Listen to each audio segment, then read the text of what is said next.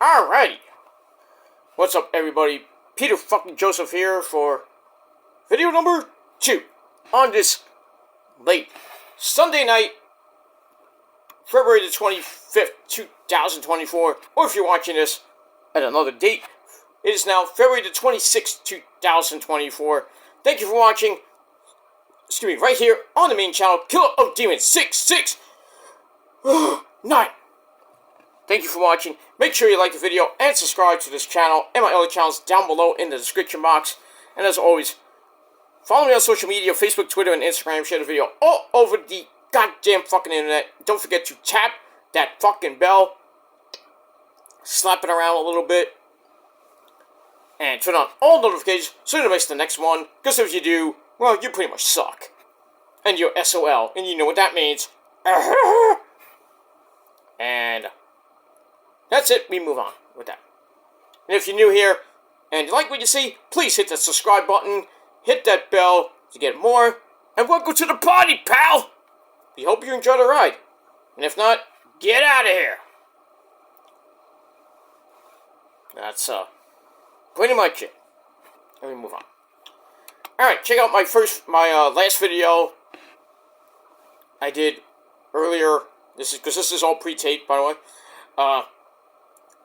Check out my last video, my AEW Dynamite review.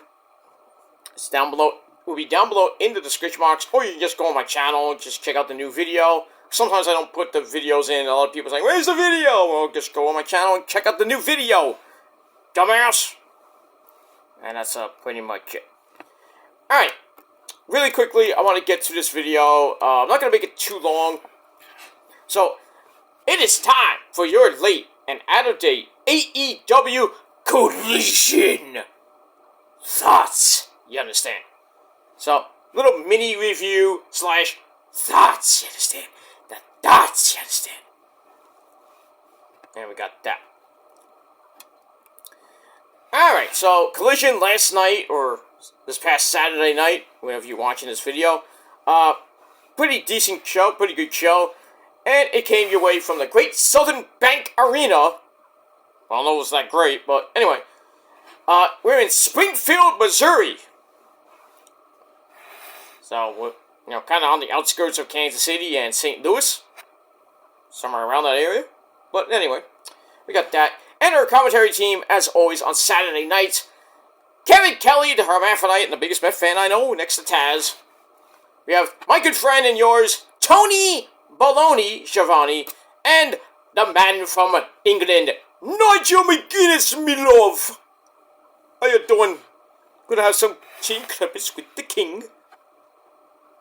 Pretty much you're having it right now, because it's in the morning. So top of the morning to you, love. If you're watching this video, whenever you watch it. Top of the morning, top of the afternoon, top of the whatever. But your girl's on top too. But I digress. We move on with that. Alright, so this was a pretty good show. The main event of Bryan Danielson. Yes! Taking on the man from DDT in Japan. Japan! #1! Forever! Alright, that is Jun Akiyama. God bless you. And, we move on with that. So that's your main event for Collision. But we got a lot to talk about. We are, as of this video, 6 days away from Revolution this coming Sunday night from Greensboro, South Carolina, at the Greensboro Coliseum. Sting's final match. So this week, pretty much, it's going to be the last we see of Sting. The man called Sting. It's Sting! So we're going to hear from Sting on Dynamite. His last appearance on Dynamite for now. He might be on a future Dynamite later on, but I mean, we'll see what happens with that. We got that. And we got Rampage this coming Friday night. With the after show at 11 o'clock. The countdown to Revolution. We got that. There will be a pre-show on Revolution. Got 0 Hour. Let me if I can, look up the, if there's a pre-show match. Probably will be like 3-4 matches with Ring of Honor talent. But we'll see. Alright, we'll get to that. I'll probably get to that maybe later at the end of the video. Alright, so, anyway, so we got that. So we start off with the opening sequence. We got the pyro. We're off and running. It's Saturday night. Time to fight, as the great Elton John once sang. And that's it. Alright, speaking of fighting, we got a big fight to start off the night. We got the Spanish God, Sammy Guevara, taking on Powerhouse Will Hobbs of the Don Callis family. This is a no disqualification match, as this match was made after the events of Rampage, where Sammy basically called out Will Hobbs, and Hobbs came out, and they had a fight, and Sammy got the better of it at the beginning, but then Hobbs came back, basically whipped Sammy's ass with a spine buster, and really wrecked his rib cage up. So Sammy's like, I want to fight. So he got a fight, and it was a pretty damn good fight. Lots of weapons were used: chairs, ladders, tables, ladders, and chairs.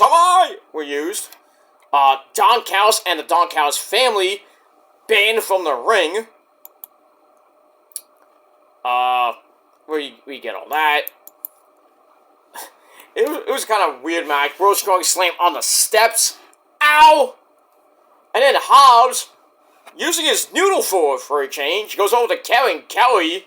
He says, Kevin, get your ass up! And Kevin's like, uh-oh, do I owe you money? He looked like a scared little bitch. Come on, man, dude! Dude, you like the Mets. I mean, if you're a Met fan, you don't act like that. You can't be scared of that guy. Come on. I'd be a little bit intimidated, but, you know, you do what he says. So, Hobbs is like, give me your belt! I'm like, okay.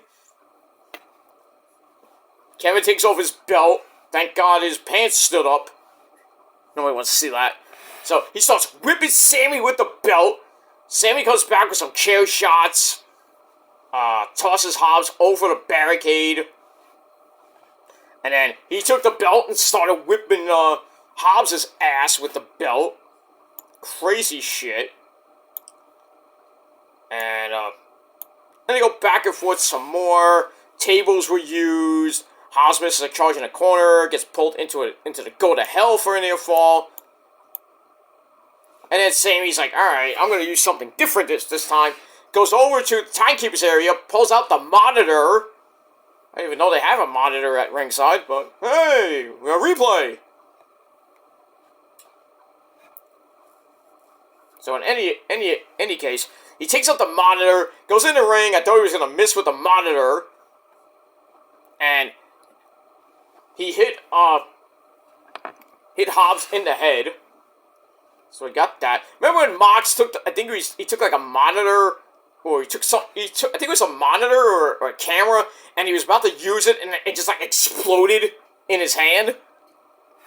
I think it was in WWE before he went to AEW. I forgot what match that was, but like he took I think it was like a TV monitor, and he was like about to use it, and he just went, and it just like exploded. Not the first time Moxley got hit with explosives. Especially that exploding super kick in the face. That had to hurt. And exploding barbed wire in that really bad match from Revolution 2021. Oy. Not good. No, was it? Yeah, I think it was 2021. I forget what year that was. That horrible exploding barbed wire match that ended with a sparkle. Then the freaking ring explodes. Hopefully we'll never see that again. God forbid, Tony Khan. You want to have egg on your face twice with that. But I mean, if Tony Khan if they ever did an exploding barbed wire match again, which I know they probably won't, but if they ever did, please, for the love of God, get Onita's company to do that shit, not some rinky-dink fireworks company that can't set up fireworks on a freaking ring. What you call it, a 99-cent freaking pyro company? Second-rate barbed wire company. But anyway, we get that. So Sammy hits Hobbs in the head with the monitor.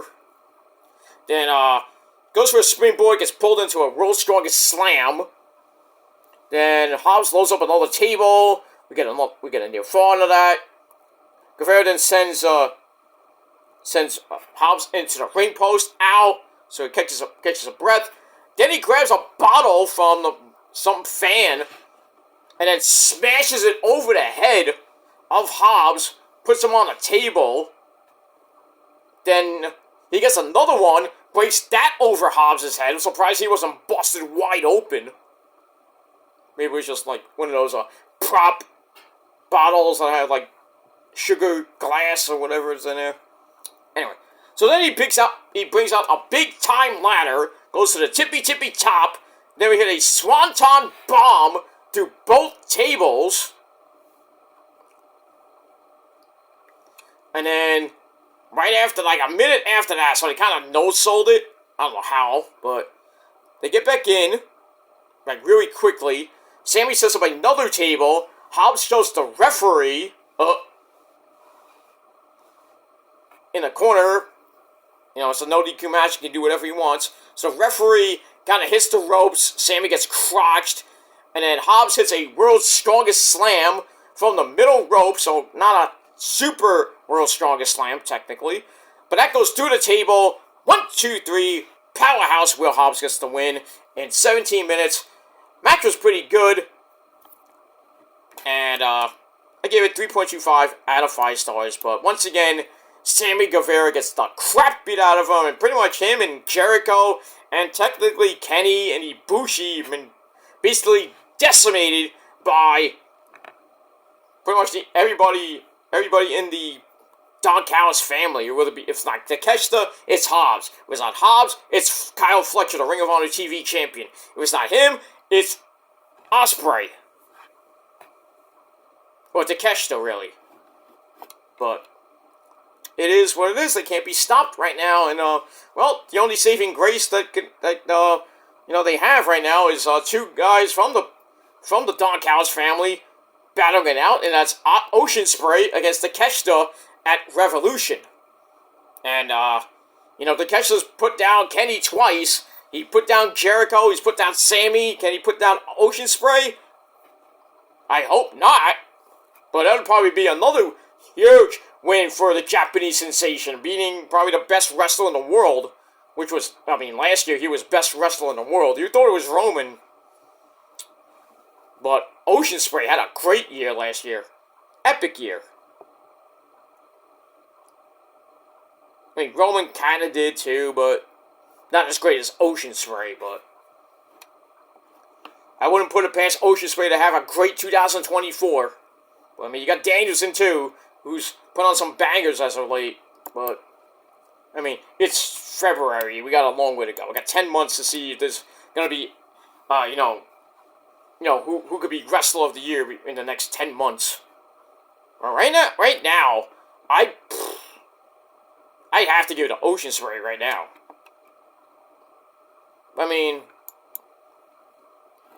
I don't know. Where we get that? Alright, so 3.25 out of 5 stars for that. Alright, then we get, excuse me. We get a interview with the Blackpool Cuck Club. Once again, we get Claudio Castagnoli, the Swiss Superman, and John Moxley, the vile thing. They want the righty. So they're in the back. Talk about how the team came together, including Claudio walking 20 miles from an airport to a gym. That's a long walk, dude. But you can do it in your sleep. Anyway, they're not cool with a time limit draw on Dynamite against FTR. So they accept FTR's challenge for a second match at Revolution. And then Claudio talks about FTR wanting to bring back the past, but they say we're the future. That's it. And we get that. So I give that 3 out of 5 stars. Nothing fancy. You know, good promo. That's it. Speaking of FTR, they're in our second match as Dax the Axe Harwood and Cash Clock Wheeler take on Shane Taylor Promotions of Shane Taylor and Lee Moriarty. Pretty damn good match. 10-minute match. As by the way, the street fight went. How long did the street fight go? Let me get my notes. Street fight went 17 minutes. Alright, so this match was about a 10-minute match, not bad. Back and forth they went. We're getting to the end, and Cash Clock Wheeler's jumping neckbreaker gets a near fall on Lee Moriarty. Shane Taylor then punches him in the face. In the face. Knocks him down. And then Dax Harwood makes the blind tag. And, we get a powerbomb top rope combo, almost like it looked like Tony Schiavone called it the freaking, Doomsday Device, but it was like, and then I think Kevin Kelly had to, like, kind of remind him, it was like, hey, you've seen that movie before, right? With a certain Steiner brother? Tony, how do you not know that? They did the Steiner Bulldog, you calling it the freaking Doomsday Device. Come on, dude. 2 different teams. 2 different moves, dude. Come on. You're better than that. Anyway, so FTR hits the Steiner Bulldog. 1, 2, 3 on Lee Moriarty. They get the win. As Cash Wheeler cut off Shane Taylor from breaking up the pin. And we get that. Alright, so the match I gave 3 out of 5 stars. After the match, FTR gets on the mic, cuts another promo. Talks about how the Blackpool Cuck Club can't get rid of them that easy. They're like, you know, like, we like cockroaches. You step on us, we still alive. And, people are scared of Moxley, but, Dax Harwood thinks Moxley is mad because FTR isn't scared of him.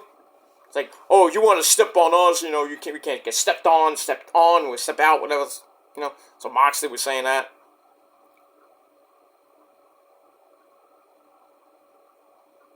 And then, blah, blah, blah, blah, blah, blah, blah. And basically they say, you're going to have to kill us to beat us at Revolution. So it's going to be another slobber knocker of a match at Revolution. And we'll see what happens with that. And we move on. Whoops. Sorry about that. Went ahead of my notes a little bit. Sorry about that. Alright. After that, we go to a video on Bryan Danielson and Jun Akiyama as the Bryan Danielson Final Gear Tour continues. Man, how great would it be to see Danielson and Ocean Spray at All In? I think it's going to happen at All In. At Forbidden Door? Who would you have Danielson face? Can't face Okada, because Okada's now with him. He's in the company. I mean, can't do Ocean Spray. That'll be in a different match, probably for a title, maybe. Who knows? Well, Danielson's going after Eddie Kingston for the Triple Crown Championship, and he will most likely win the belt, hold it probably till then. I would think he's going to hold it till All In, and then Ocean Spray might win the belt. But, I mean, we'll see. The only person I could think Danielson can fight, maybe, is Naito. Well,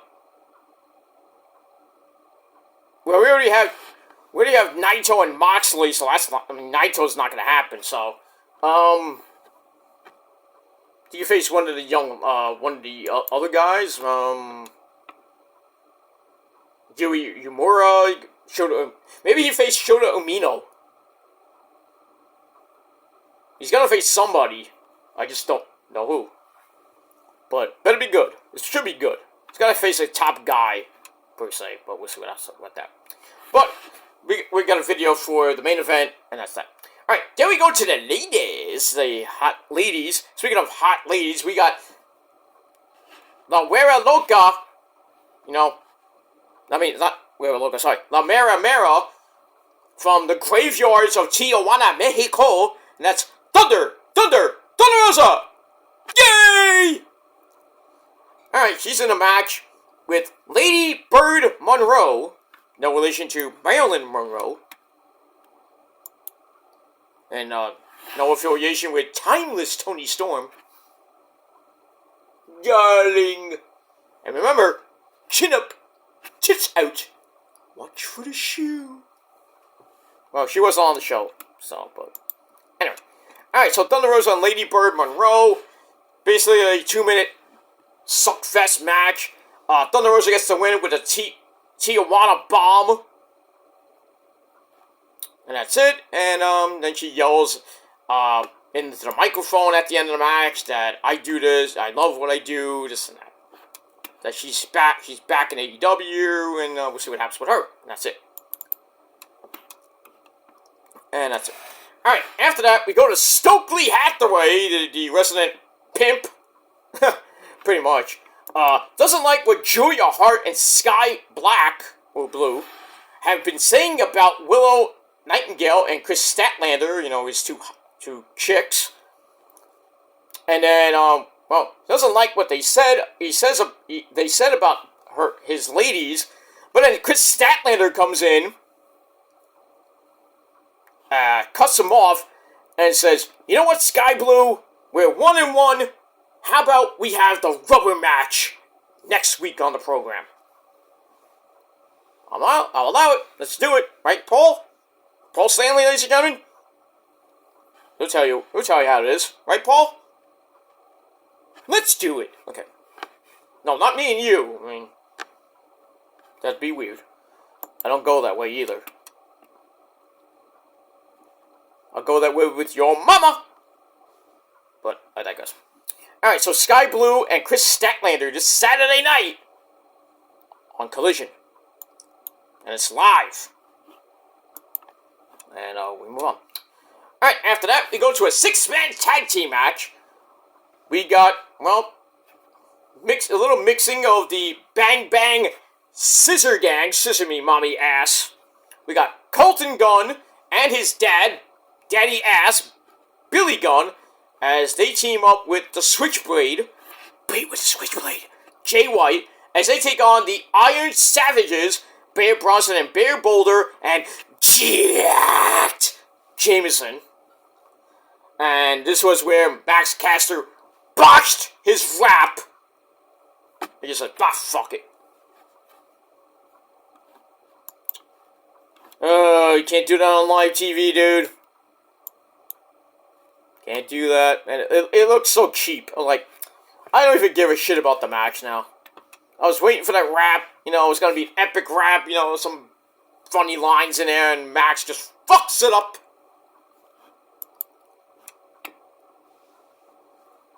It is what it is. And that's pretty much it. Alright, the match was alright. Nothing great. As always, the Bang Bang Scissor Gang get the win. After Jay White hits Jacked Jameson with the Blade Runner. And that was it. Under 5-minute match. Bing, bang, boom, good night. And that's pretty much it for that. Alright, so the super group of the Acclaimed and the Bullet Club, still rolling on. And, see what happens with them. People talking about a unification match. Why? Why would you have a unification match with the Ring of Honor and the AEW 6-man tag team, trios tag team belts? Why? I guess you want to get rid of the 6-man tag team belts in Ring of Honor? Okay. I don't understand a unification match at all.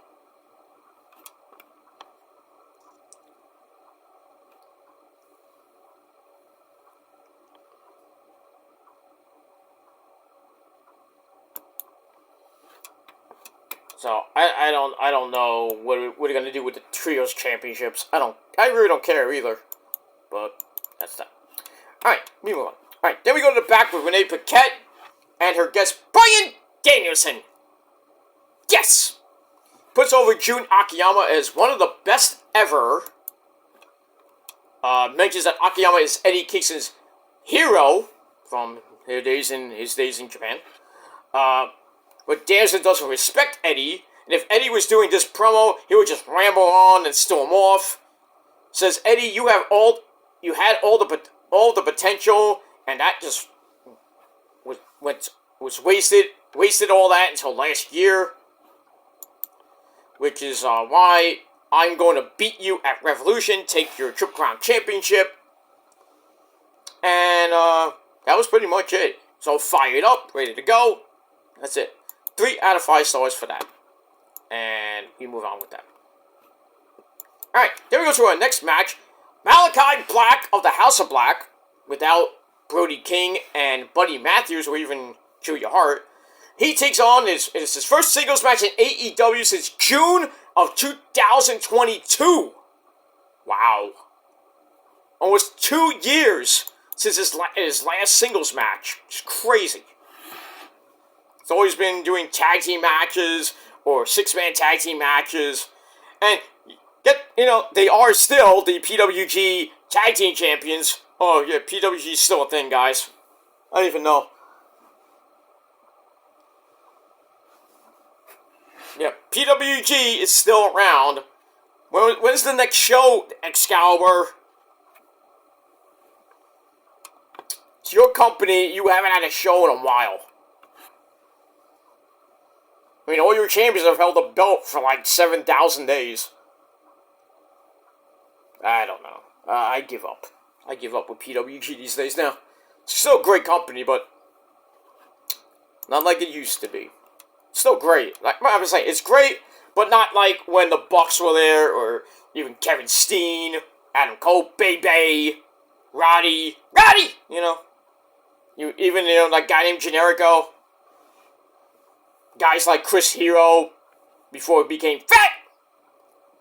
Well, he's not fat anymore, but he's gotten a lot better. He got a lot less bulky. Still doing indie work here and there now. And even a guy named the Human Tornado. We don't remember that guy, right? Some of you do. Some of you remember the Human Tornado from Wrestling Society X. And also NoDQ.com video.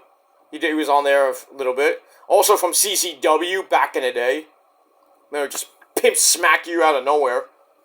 And then you try to kick him in the dick. Well, he has balls of steel. Allegedly. That man was a legend, and then sadly his career ended with a really bad knee injury. Really bad. To the point where he doesn't wrestle anymore. I don't even know what happened to the Human Tornado.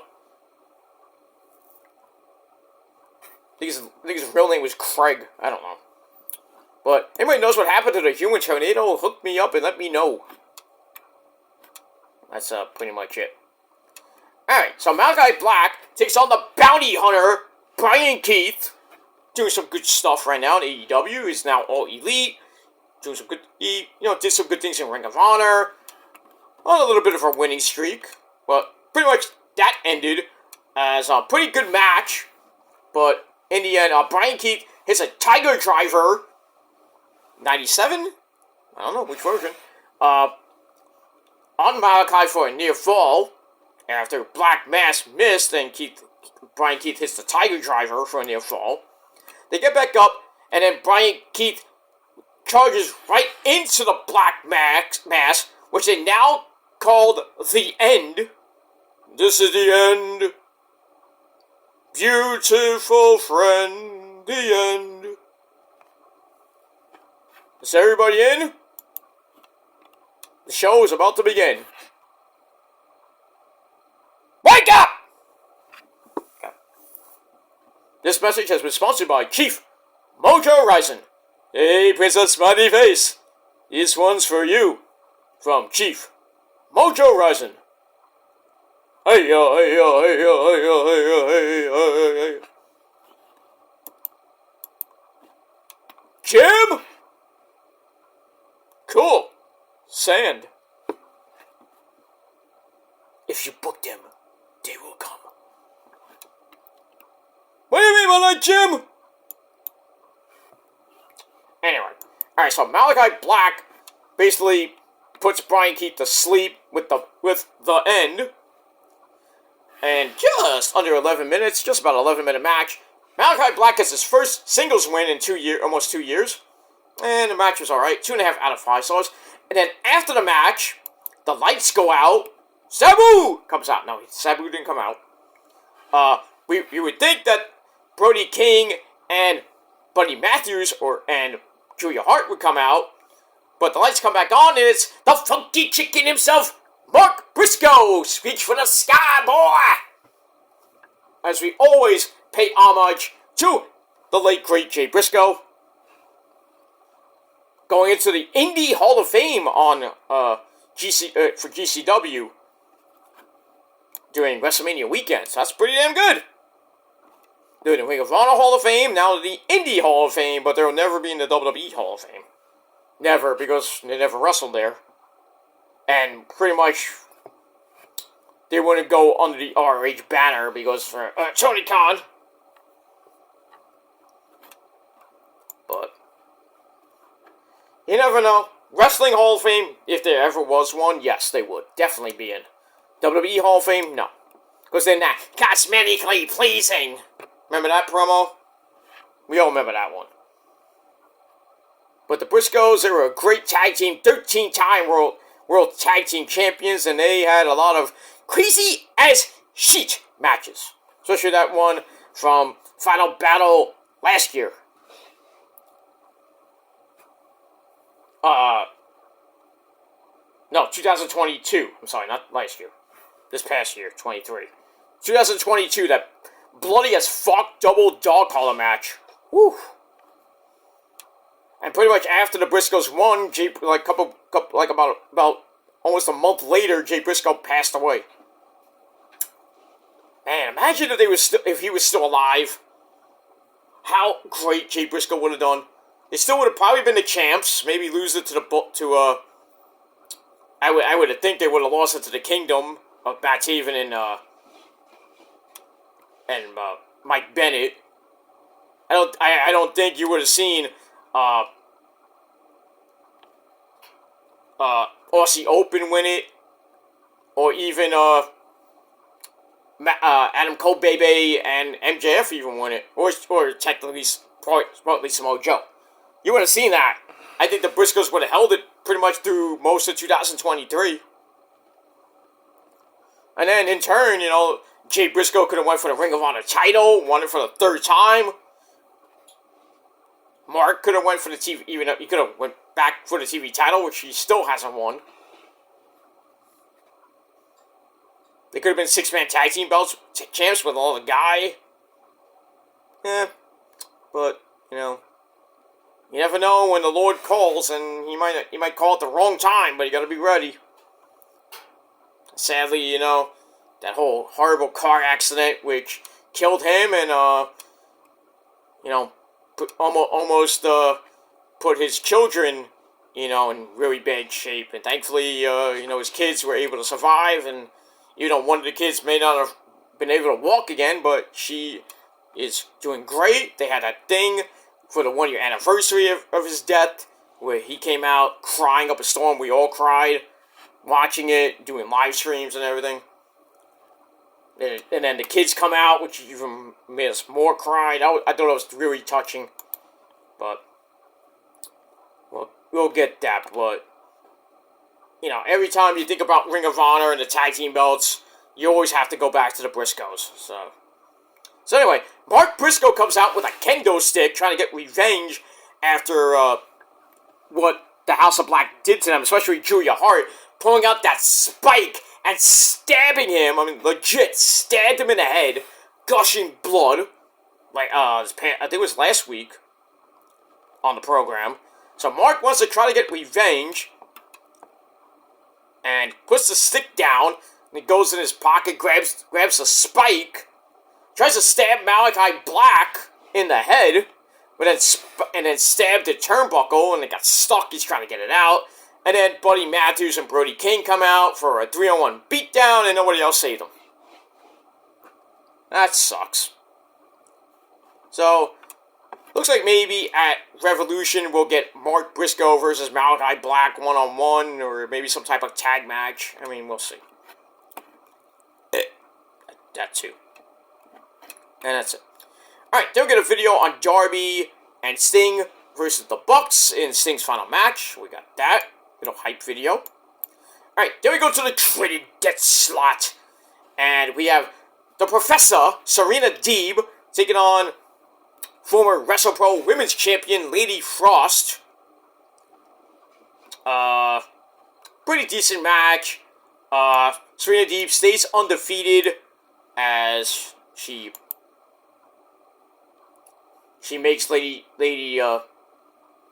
Frost tap with the half crab. 1, 2, 3. In under 9 minutes, she gets the win. 3 out of 5 stars, and then she cuts a promo, basically saying that the AEW women's roster is on notice.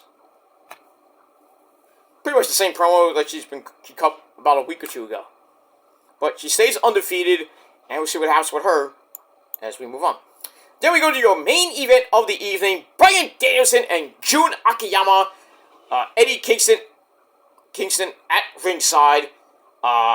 Eddie talks about how much he loves and respects Jun Akiyama because he's a legend.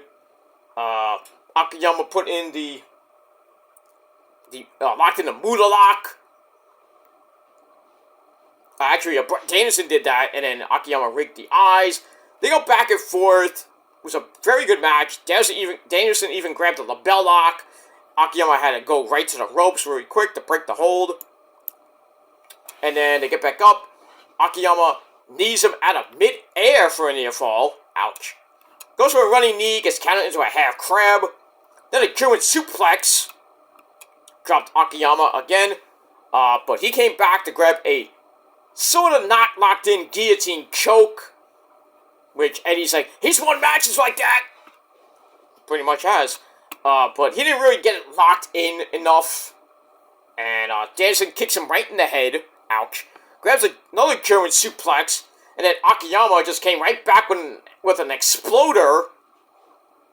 And both men are now, they get back up. Both try running Buzaiko knee strikes.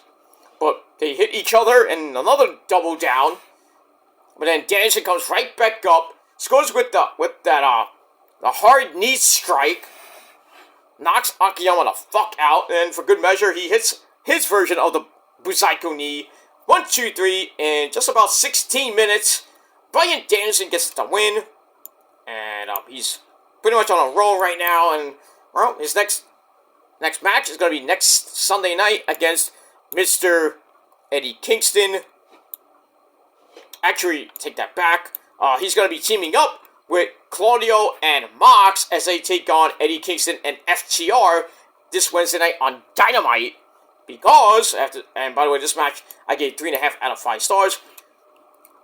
And then after the match, get a code of honor, which Danielson rarely, he does, but in this case, he doesn't like to do it with Eddie Kingston. So we get the code of honor, and he goes over to Eddie, flips him off, and Eddie, Akiyama saw that. He's like, hey, why you do that, man? We're going to have sushi in a few minutes. Why you do that to me? So Akiyama's like, hey, what are you doing? We just shook hands. What's going on here? So then the referee, it was a DDT referee. Excuse me. He puts up, to do the code of honor again. They go for it again, and they shake hands, but then Bryan Danielson kicks Mr. Akiyama in his pretty much his egg nuts. No egg roll for you, sir. Kicks him in the nuts. Eddie runs right in. We have a humongous brawl. And then Claudio runs in, beats down on Eddie. Moxley, I don't know why he wasn't there. But then FTR run in for the save. And then we got a six-man tag team match on Dynamite. And that's pretty much it.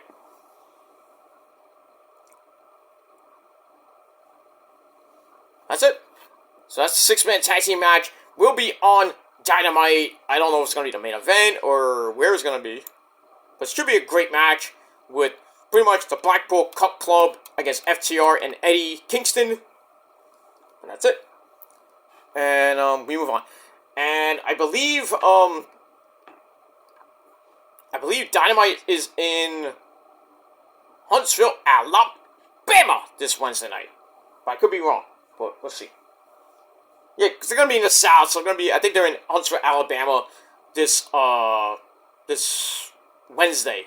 But then again, it might be Saturday with Collision. I don't know.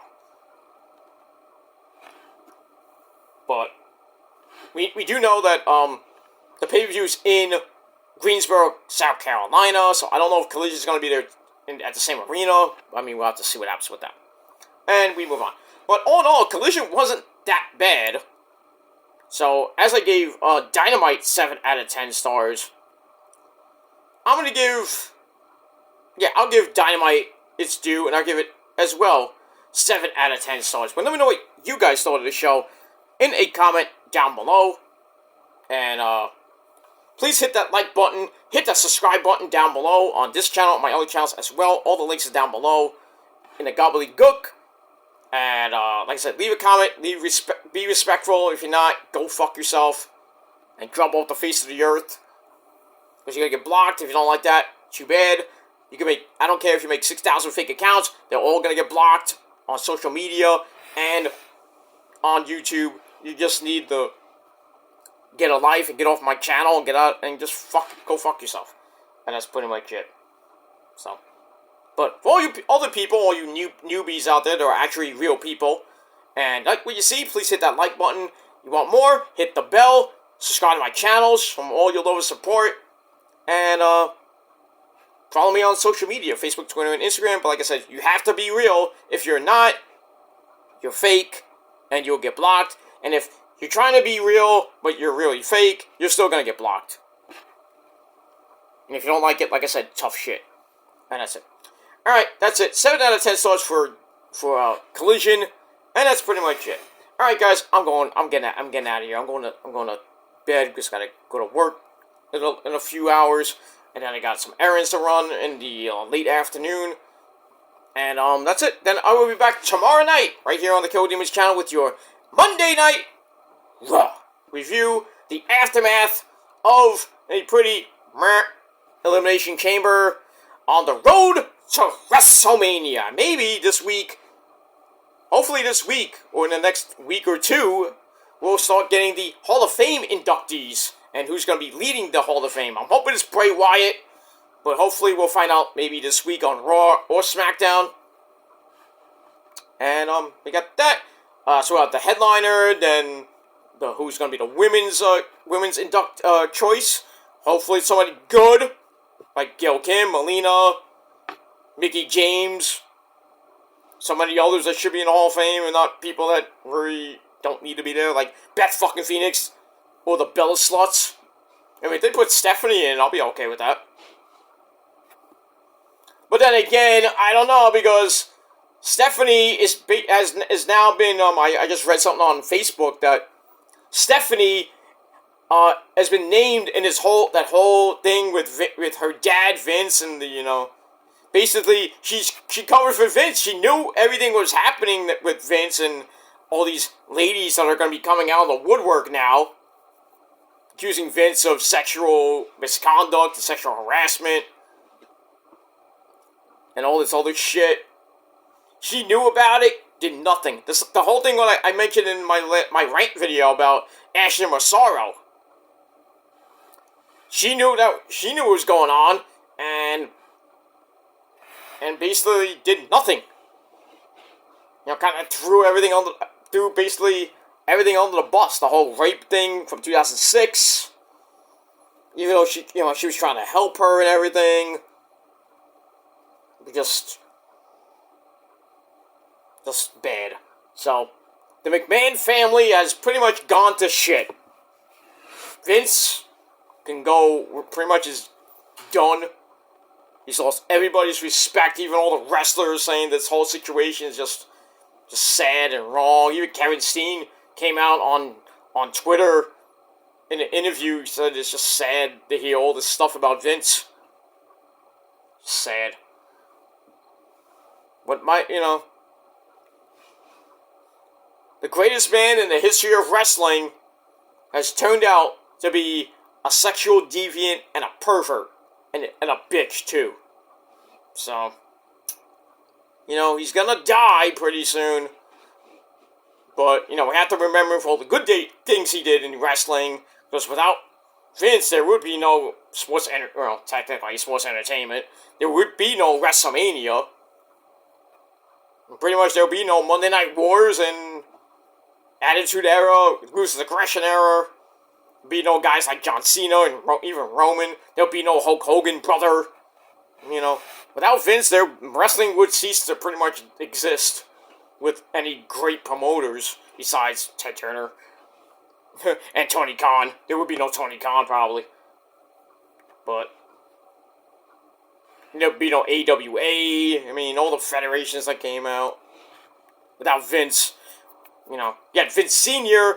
and then Vince Jr. took over in '84, and pretty much wrestling was so big. Still, wrestling's still big, but not as big as it used to be. But WWE, starting to come back up a little bit now that Paul Levesque is in control with Nick Khan, man. But pretty much, that kind of takes a back seat because of the whole Vince McMahon crap. John Laurinaitis, who then in turn said, oh, now he's playing a victim card. It's like,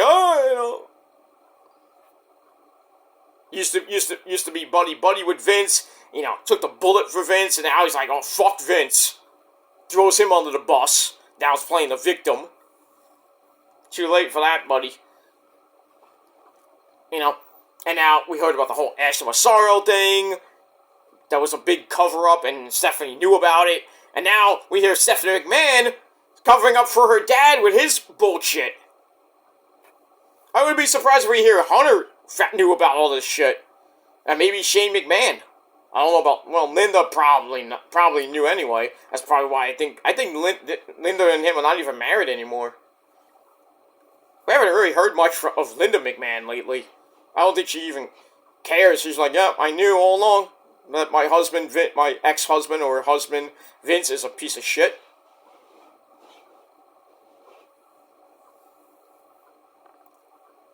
So not only is Vince a piece of shit, I hate saying this, but Stephanie, hi Steph, but, you're a piece of shit too.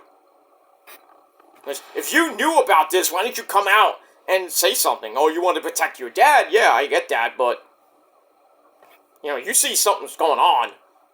You gotta, tell your dad, stop doing the bullshit. Stop fucking around, because this shit would happen. And then you really pissed me off with the whole Ashley Massaro thing. So, that's strike 2. There's Stephanie. So, one more, you lost all my respect. So, I'll give you one final chance to kind of clean your act up. So, but her knowing about the whole thing with her dad's deviancy, his appetite for sex and all this stuff, it's crazy shit. And then all these, really, him and Laurinaitis, and maybe Mark Carrano, I heard something, I saw a video by, who was it, I think it was Wrestling Otaku did a video just now about Mark Carrano, and, because, Nick Dinsmore came out and said something about he said something about, I didn't watch the whole video, I just saw some of the highlights of it, that Mark Carrano, who's a real douchebag himself, was probably involved in this shit too. We all remember Carrano from Total Divas, when he was basically ripping Paige a new one, in more ways than one, when she was just going off on, and acting up when she was, being stupid with the whole drugs and alcohol thing, and then I think in turn that was partly with, you know, the stuff with Xavier Woods and Brad Maddox and everything. It was like, she was just in a really dark time. And then she got suspended once, and then when she was with Alberto Del Rio, I think she got suspended again, and then they released her, and then they brought her back, and then she hurt her neck, gone. Well, I think it's around that time, somewhere around that time thing. You know, then they brought her back as a manager for the Kabuki Warriors, and how did that end? Green mist in the face, and she was done. Then she did, then Paige did WWE Backstage with Renee Paquette and Booker T, and then, you know, she had Punk on there, and a few other people, which that show stunk anyway. And then Paige was kind of out of wrestling. She was doing Twitch for a while. I don't even think she does Twitch anymore, which kind of sucks. And, you know, now, she debuted in AEW about a year or two ago, and hasn't had a lot of matches in AEW. Former champion for like a month, because I think Toni Storm beat her, or Shida beat her, and then now Toni Storm is the champ, and now Saraya Knight Paige is in a little thing with Ruby Soho with Harley Cameron by her side, and now her brother Zachary Knight is All Elite. We saw that on Wednesday. So now we're going to see them next week, or this coming week. What's going to happen with them on Dynamite. Probably like a mixed tag team match. Maybe Saraya and Zachary Knight against Angelo Parker and Ruby Soho. I don't know where Harley Cameron fits. She'll probably be on the outside, causing trouble. So, I don't know who can be the third person to stop Harley, but I don't think anybody could. I wouldn't. Get nice pieces of ace in that little thing. That's Saraya, Ruby, and Harley. There you go. But we'll see what happens with that this Wednesday night on the program. So it's the Go Home show this week for Dynamite, Rampage, and Collision. And this Sunday, Revolution, I will do my predictions Sunday afternoon on TSL number 24, your AEW Revolution predictions, and then later that night on the Peter Joseph channel, your official AEW Revolution review. And we got that. Yeah, I'll do that after Revolution goes off the air, because it's probably going to be going off the air like at 12 o'clock. 12:30 maybe, I don't know. But I'll probably do the video late Sunday night. Like around, probably when you're seeing I'm doing this video late. But probably around the same time. But, get that. Because I might watch the Scrum for a little bit. I might watch a little bit of it, not all of it. But, gotta hear from Sting, you know. Because I know Sting's probably going to be the first guy that talks on the media Scrum. And he's going to say what he's going to, you know, what he's going to be doing in the future. He's still going to be an ambassador. He'll be at All in Wembley. But he's pretty much going to be done completely with wrestling. But then again, he might have, you know, actually one more match. Maybe with Ric Flair and his official final match. By the way, happy birthday to the Nature Boy. 75 years old. God bless that man. I mean, he's younger than freaking Vince. Vince is 78.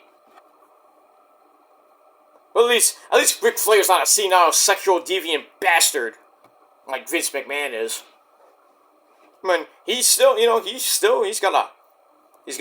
a wife now, you know. He's still the Nature Boy. He can still style and profile. Not in the ring anymore, but nobody wants to see a 78-year-old guy in the ring. I'm not 75, 70, 78, 75-year-old guy. Unless you're Terry Funk. You know, Terry wrestled until he was almost 80. But, you know, pretty much he was on the tail end of his career. he was pretty much done. Knee surgeries, hips surgeries were just bad. So he finally retired, and then he got dementia later on, which killed him last year. Right after Bray Wyatt died, Terry Funk died. So it was like a double whammy last August and September, which is craziness. But I mean, it is what it is. I mean, even today, I found out that some indie wrestler died. He was only 30 years old. He wrestled in Smash Wrestling. I got his name. Yeah, I forgot his name. But he was 30 years old. I can't remember the guy's name, but wasn't very well known around, here. But he did wrestle for Empire State Wrestling, Smash Wrestling, Revenge Pro Wrestling, which is RPW, not Rev Pro. You would think it was Rev Pro, but it's RPW. But yeah, another wrestler falls right before the age of 40. Don't know how he died, but I just saw on Wrestling Inc. Wrestling Inc. and Ringside News that he passed away. So my condolences go out to that man's family. That's pretty much it.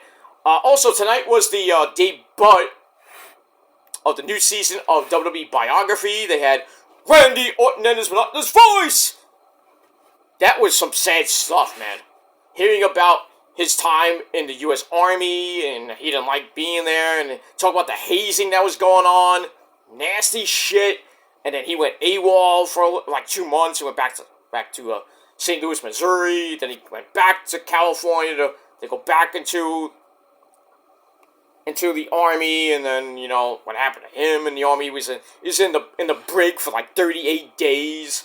And then, the day after he got out of the brig, he got formally discharged, so he was done with the Army, and then started his wrestling career. And they mentioned the OVW days with Cena, Batista, Shelton Benjamin, Brock Lesnar. Mentioned his time getting in OVW where he was kind of green. Then he makes his debut on SmackDown in 2002, and then talks about he tore his labrum completely, and he was out for like 4 to 6 months, or 3 to 4 months, something like that. Then came the youngest Intercontinental Champion, then the youngest World Champion. He had a great run, talked about the Evolution days. That was great. I talked about how he met his wife at a house show. That's something you don't see every day. You meet your wife at a house show. Crazy stuff. They mentioned that. His Evolution days. His big feuds with the Undertaker and Mick Foley. And then how he, really the sad part was his substance abuse. And everything. He was basically addicted to painkillers. And mentioned how fucked up he got before his match with the Undertaker. He went out and got drunk. And he was supposed to do the rehearsal the next day and didn't make it because he slept in. And Taker was pissed, but he gave him a pass. Anybody would have really got his ass kicked the next day. But, that match was pretty good. I think Orton could have broke the streak, but, didn't. I think it was at WrestleMania. I forgot what WrestleMania that was. I think it was 28? 27, 28. I forgot what year, but anyway. So I mentioned that. And then, they mentioned, another time he was doing drugs, and he came home. They did a show which was right near his house in St. Louis. So he went home after the show, and as soon as he got home, he took 2 painkillers and tried to go to sleep. Didn't work. Took 2 more. Didn't work. Took even more, and then pretty much next thing you know, he woke up in the hospital because he OD'd, and he said, if I took 2 or 3 more pills, I would have been dead. Damn. That was like, wow. And then he mentions his comeback at the Survivor Series, meeting Kim, his wife, and having a kid with her, and his previous kid he had, and then Kim had her kids. So he's got 5 kids, lucky guy. But he's got a smoking hot wife. Kim Orton is smoking hot. He's giving her the RKO every night, if you know what I mean. But I digress on that. They mentioned his serious back injury. He was out for 18 months, basically. And he comes back at Survivor Series. Big ovation, whole thing in War Games. And that was basically it. They didn't mention anything after that with the Rumble. And now at Elimination Chamber, where it looks like he got hurt again. But Orton's going to be at Mania. He's going to take on, I think he's taking on Logan Paul for the United States title. Not that a title that he needs. Not that he's ever won. I don't think, wait, did he? He won it once before, I think. I think he's a one-time champ. Why does he need the belt again? It would be nice, but I don't know if he's going to beat Logan Paul and get the United States title and hold it that long. I don't know. I don't want to see Logan Paul retain at Mania, but he sucks anyway. But I mean, at least we're going to get Eli Drake and AJ, kind of like a TNA-ish match. That's going to be good. I would like to have Eli win, but then against AJ, so don't know how that match is going to end. And then again, Kevin Steen could get into that United States title match because he got screwed at the Rumble. So, might be a triple threat match. They might do a ladder match, which was rumored. It might still happen. Now, I'm saying, I read a rumor that Sami Zayn's going to get an Intercontinental title shot against Walter. You really think Sami Zayn is going to end the streak of Walter at Mania? Are you nuts? No, you throw Chad Gable into that thing. Or maybe have an Intercontinental title ladder match. But Ricochet in it. You know that's got, Ricochet has to be in it. Kofi Kingston might be in it. Gonna have some high flyers in there. Walter's not a high flyer. We all know that, but Gable's not really a high flyer, technically, but so if you don't do if you want to do a match for the United States title, you have to do a ladder match for that, or you do a triple threat with Logan Paul taking on Kevin Steen and Randy. You didn't wrong. So like basically a 2-on-1 handicap match, and then Walter defends it in a ladder match, and that might be the end of the reign.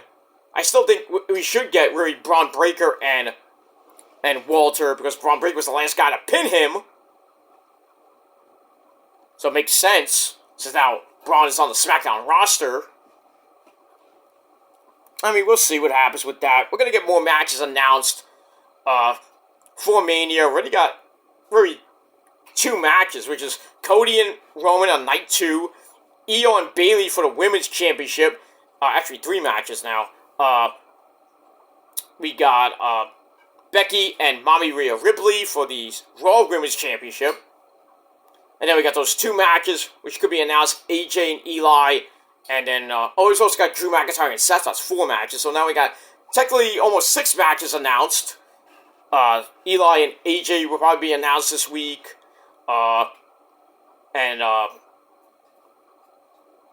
Logan Paul defending the belt against the U.S. title against either Randy Orton or Kevin Steen. Well, we're about to see how that plays out. Tag titles will be on the line. The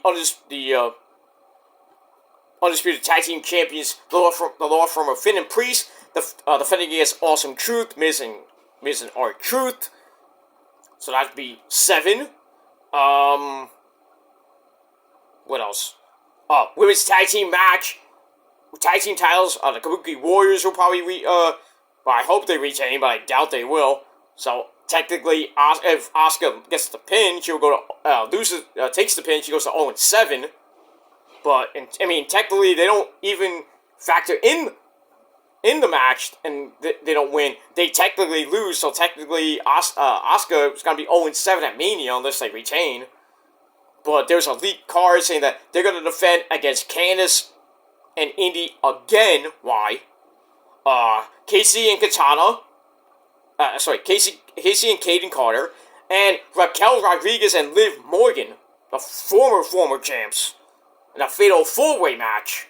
So that, that's 25% they're gonna lose, and most likely they will lose. I think Liv and Raquel are gonna get it back for I think the second or third time, which sucks because I think they're gonna Asuka and Kairi are gonna get into that whole thing with with Io and Bayley, and then Dakota Kai eventually, because they're gonna have that match on Friday. But then after that, going into Mania and coming out of Mania, when Bayley beats Io, what's gonna happen with the Black Lotus Triad? I don't know. But we got that. Seth Rollins and Drew McIntyre already announced. Roman and Cody. Cody did challenge The Rock, so we'll see what Rock's response is on Friday Night SmackDown. Maybe that tag team match on night, which could be the main event of night 1. Rock and Roman taking on Cody and Seth. So might not be a great night for Seth Rollins if he takes 2 pins. That's not going to be good for him in his career. And even Cody, if Cody loses and then he takes the pin and then loses on night 2 against Roman, which probably will happen, then his career is pretty much shot. So I don't know how they're going to play it out. I do think Roman and Rock will win night 1. That's a definite. Night 2, we'll see how it plays out, and if the game will be over for Roman. Because we don't know what inning we're in. We still don't know. We could be in the 9th inning, and maybe Cody hits a game-winning home run. I doubt it. Depends on who turns. Is it The Rock going to turn on Roman? Or does somebody is Seth turn on Cody? Which I'm thinking might happen. Or Drew McIntyre comes into the picture. Or maybe a new person from the Bloodline comes in, like Jacob Fatu or Zila Fatu. Maybe Tama Tonga. I don't know. So, we got a month to go. We got 42 days to Mania. So, gonna be pretty damn exciting over the next month or so. So we find out what happens on Mania. Night 1 should be... I think WrestleMania might be pretty damn good this year, like last year, but... should be... I think it's gonna be well talked about, on April the 8th, when we start coming out of it in the Raw after Mania, which is going to be epic from the Spectrum and that shithole city of Philadelphia. And then SmackDown, what might happen with Roman if he loses the belt. We're going to have to hear from him, if he's even going to be there, and Paul Heyman, with The Rock. I know The Rock's definitely going to be on Friday Night SmackDown after Mania. Roman, probably. And as far as Cody goes, you'll definitely be on the Raw after Mania, either as the champ or as a bitch. Hopefully as the latter, a bitch, crying up a storm again. Being mad at either Seth Rollins himself or Drew McIntyre or somebody else. So, we'll have to see what happens with that. But tomorrow night, actually, just later tonight, this is late, we got that. So, we'll move on with that. So, we'll see what happens on Raw later tomorrow night. And I'll be back, like I said, once again, with my Raw review right here on the Killer Damage channel. But for right now, I'm out of here. Thanks for watching, everybody. Check out my Dynamite review. Links will be down below in the comments these description box. Or you just go to my channel and check out the latest video. And that's all you gotta do. And we move on. Alright, I'm out of here, guys. Thanks for watching. Until next time. If you're not down with that, well, fuck you, man! And that's it. Go to bed. Or good morning to you all, or whatever. But if you're on the West Coast, good night, everybody. On the East Coast, well, good night too, but good morning, whenever you watch this. And I'm out. And that's it. Thanks for watching, everybody. I'm out. Peace!